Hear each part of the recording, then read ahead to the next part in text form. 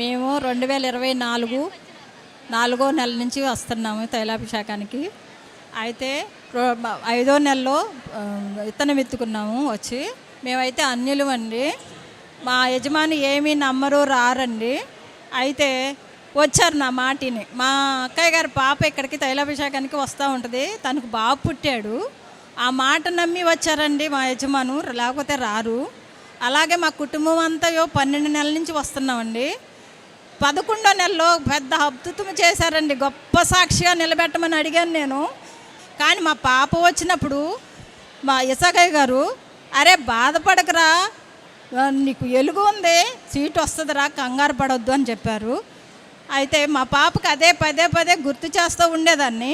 కాకపోతే మా అన్నులు కాబట్టి పతాక దేశిస్తూ ఉండేవాడండి యజమాను. ఏదో ఒక మాట ద్వారా పాపని నన్ను బాగా హింసించేవాళ్ళండి.